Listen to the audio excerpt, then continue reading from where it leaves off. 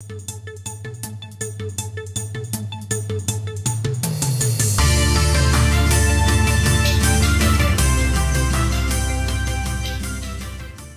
राम दोस्तों, क्या भारतीय कंपनियां गद्दार बन गई हैं?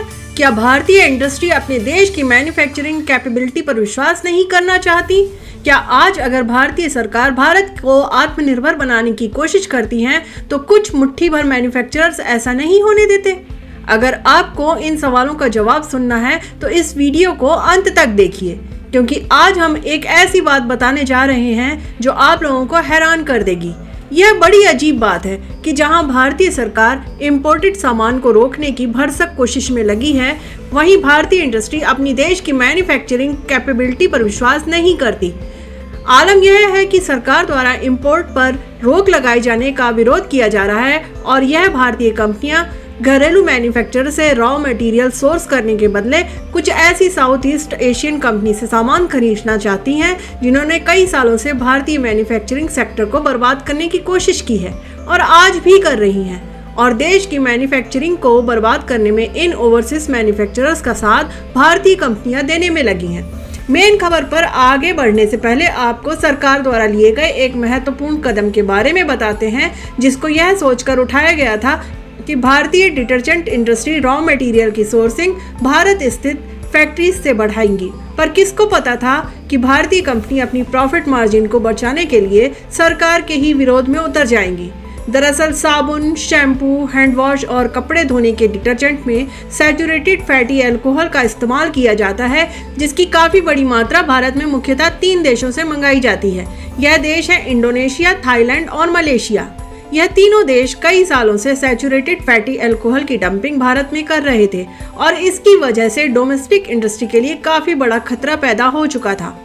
कमाल की बात यह है कि इस रॉ मटेरियल की भारत में डंपिंग के लिए इन तीनों देशों की सरकारें अपने मैन्युफैक्चरर्स को सब्सिडी दे रही थी, जिससे भारतीय बाजार में खुद के मैन्युफैक्चरर्स को बाहर किया जा सके। लेकिन सरकार ने उचित समय पर कदम उठाया और शिकायत के चलते सैचुरेटेड फैटी अल्कोहल के इंपोर्ट पर काउंटर बिलिंग ड्यूटी लगा दी गई। यह ड्यूटी 3 से 30% तक लगाई गई, जिससे रॉ मटेरियल की कीमतें भारतीय बाजार में एक लेवल तक लाई जा सके।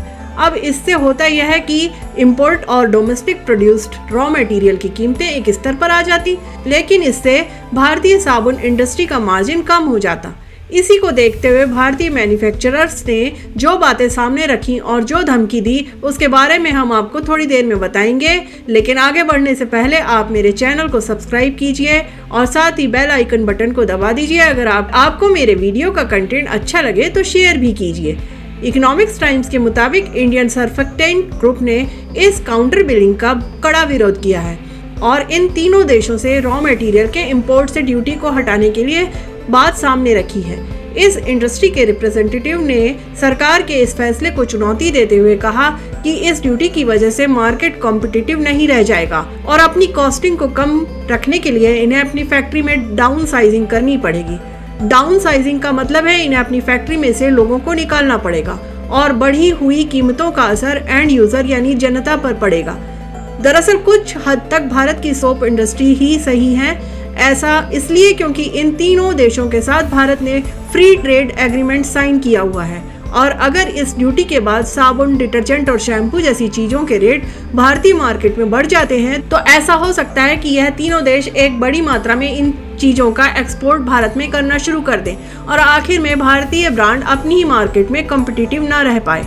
इससे पहले भी इलेक्ट्रॉनिक इंडस्ट्री में कंपोनेंट के ऊपर इस तरह की ड्यूटी लगाई गई थी, यह सोचकर कि भारत में इलेक्ट्रॉनिक कंपोनेंट इकोसिस्टम खड़ा हो सके, लेकिन इसका काफी कड़ा विरोध हुआ। भारतीय इलेक्ट्रॉनिक इंडस्ट्री ने इसका काफी बड़ा विरोध किया और भारत को यह ड्यूटी हटानी पड़ी। कमाल की बात यह है कि विरोध करने वाली यह कंपनियां कई सालों से भारतीय मार्केट से मोटा मुनाफा कमा चुकी हैं, लेकिन अभी भी इस पैसे को रॉ मटेरियल की मैन्युफैक्चरिंग में इन्वेस्ट नहीं करना चाहती।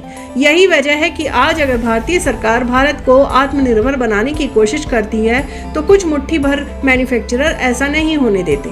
इसका पता थोड़े दिनों बाद ही चलेगा कि सरकार प्रेशर में आकर क्या इस ड्यूटी को हटाती है या नहीं। आपका इस बारे में क्या विचार है, कमेंट बॉक्स में जरूर कमेंट करके बताएं। ऐसी ही अन्य जानकारियों को लेकर मैं फिर हाजिर होती हूँ। राम राम दोस्तों।